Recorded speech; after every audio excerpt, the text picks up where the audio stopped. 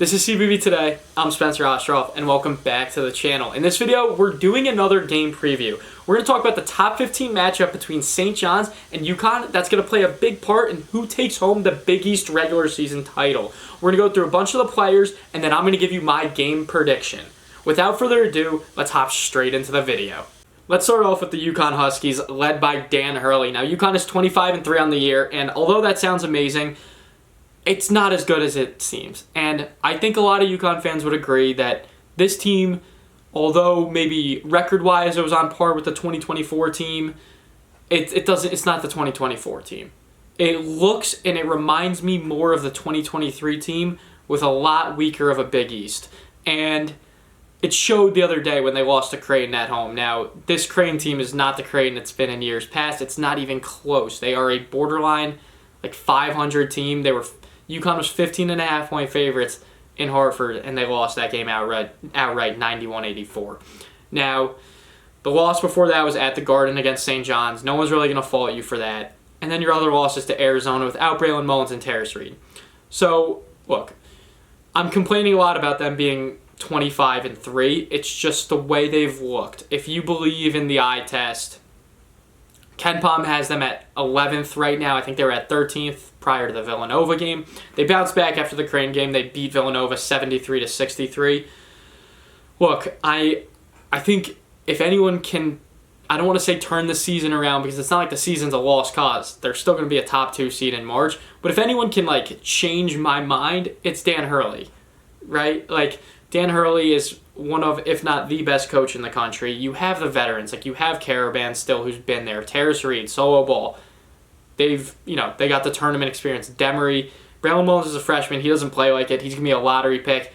He's their best scorer. He is, very, very, very impressive. He had 25 points in the loss to Creighton. So, yeah, look, I don't know what Hurley's plan is for the rest of the season. All I know is I think it's time to give Jalen Stewart some more minutes and Jaden Ross some more minutes.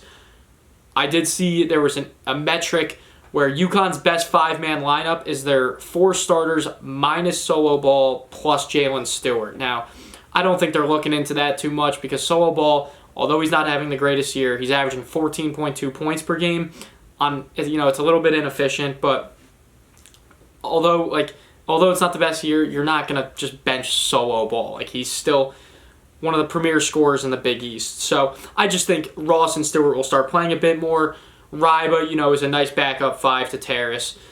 And yeah, UConn, they have 3 games left. You have St. John's this Wednesday, you have Seton Hall at home, and then you go to Marquette, and then you have the Big East Tournament. Now, if they win their last 3 games and then go on and win the Big East Tournament, I might hop right back on the bandwagon with them, okay? Could they end up being the first tier of teams for me? Sure. They can still play their way into being a 1 seed in March. Now, will they be the 1 seed in the East? No. Will they be the 1 seed in the South? Sure. You're going to have to run into Houston, which would not be fun, but look, you cross that bridge when you get there. So yeah, UConn, the ESPN metrics have them at a 70% chance to win this game. There is no spread yet. If I had to guess, UConn will be favored by about 5.5 or 6 points just because of the home court advantage. Yeah, I'm very excited for this game. The Big East has been very underwhelming this year. The best game so far, in my opinion, was the St. John's UConn game at the Garden, and that game could have went either way, and I think this game could go either way also. So with all that being said, let's now talk about the St. John's Red Storm. If you're still watching this video and you haven't subscribed yet, what are you doing? We do reactions every Monday, and we do these recaps, previews, and breakdowns every single week. We're on the road to 500 subscribers, and we're trying to get there by March Madness. Hit that subscribe button and get back to the video. St. John's is another interesting team this year, led by Rick Pitino. Now, they're 22-5. I honestly, in December, I didn't think this team was going to do much. I thought they were very poorly constructed. I thought they couldn't shoot the 3, which, are they a great 3-point shooting team? No. But they're a little better than I expected them to be. I was at the game against Alabama at the Garden on November 8th, and yeah, after that game, I was like, you know what, this doesn't feel like St. John's from last year. And you know what, it doesn't have to be. They can still have their own identity, and they can still be a very good team and make a run into March. Do I think they can make the Final Four? Yeah. Do I think that's their ceiling? Yeah. I don't think this team can win a championship.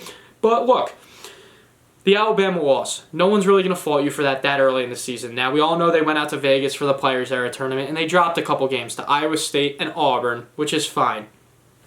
You then lose to Kentucky on a neutral floor in the CBS Sports Classic. And then the game that really killed you, it didn't kill you because everything's right in front of you.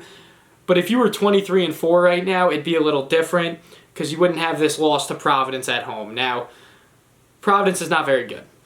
They, again, like a Creighton. Like, it's just a loss you can't afford when the Big East is as weak as it is this year because you're just not going to have that many opportunities to stack up these good wins.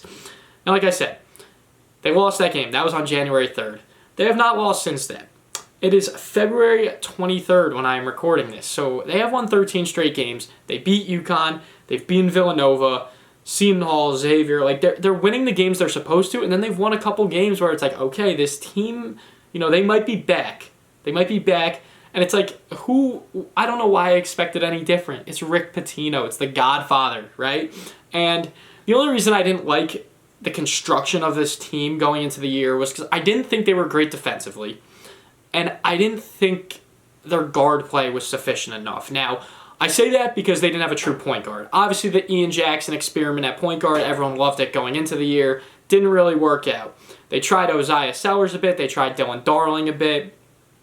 Look, it's kind of just going to be a committee thing, it looks like. I like Darling there, but look, I'm not going to act like I'm an expert on who should be the St. John's point guard because it's not last year, right? It's just not. So Zuby is obviously a beast. Zuby could potentially be the Big East Player of the Year. Dylan Mitchell, dating back to Texas, is one of my favorite players in the country, and I don't know why. Like, he's an old school player, doesn't shoot the three.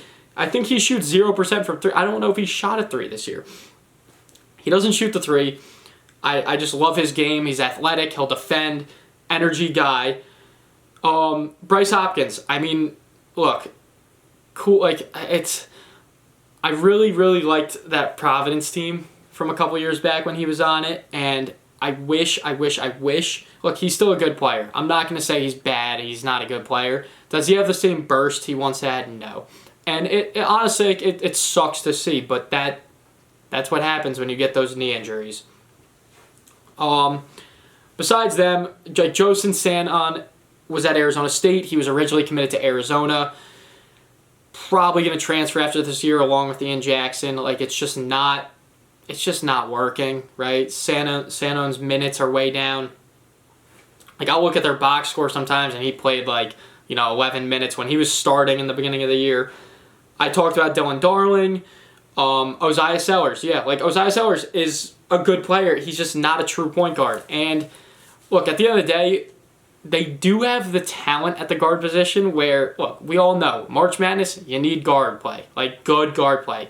You saw it last year with Walter Clayton, Elijah Martin, Will Richard. You saw it the year before with Tristan Noon, Cam Spencer. That's how you win.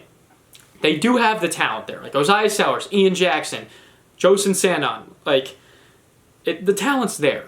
But the lack of, good, I'm saying good three-point shooting, I think will eventually catch up to them in March. Like I said, I think their ceiling is a Final Four. I think they'll probably make I'm going to say round of 32. That'll be my prediction. But look, it's all matchup dependent. We'll have to wait until we get a real bracket before I can really make those predictions. But yeah, look, the St. John's team has impressed me a lot. I made a video in December that I thought they were going to potentially miss the tournament along with Auburn, and I was wrong. This team is going to end up being probably a 5 seed, maybe a 4 seed. If they win this game, they could really be a 4 seed. So yeah, look, St. John's, congratulations to them. I was wrong, hand up, I was wrong about them. UConn, I was not wrong about though. So yeah, that'll round out the St. John's preview, and now let's get into my game prediction. If you saw my previews last week, you would have seen that I went 0 for 2. I had Michigan and I had Houston in their respective games. Now, I'm not going to let that happen, and here's a few reasons why. There's no research behind this. This is just intuition. Now, there's a few sayings I've learned over the years. One of them is it is very hard to beat a good team twice, and another one is it's very hard to beat a well-coached team twice. Now, if we flash back to about 3 weeks ago, you would remember that UConn and St. John's faced off at the Garden. Now, although this is considered a St. John's home game, I really consider this neutral because it's probably around 60% St. John's, with it being nicknamed Stores South. In that game, St. John's got the victory, 81-72. Now, I had to point out that that game was technically neutral, or away. This game will not be neutral. This game will be in Hartford. It's going to be a home game for UConn. A home game.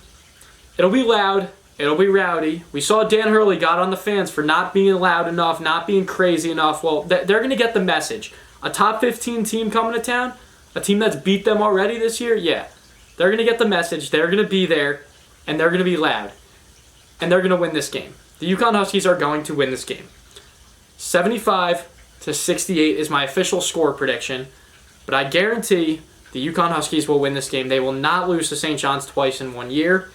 And yeah, I'm not a UConn fan. I'm not a St. John's fan. I want to see good basketball. I want to see a high-level game between two great programs, between two of the all-time coaches in college basketball. And make sure to appreciate this, because I don't know how many more matchups we'll get between Dan Hurley and Rick Pitino, because I don't know how many more years Rick Pitino is going to coach for. Hopefully, fingers crossed, more than 3 or 4, but who knows? So that's a conversation for another day. But yeah, final prediction is the UConn Huskies get the job done at their home arena.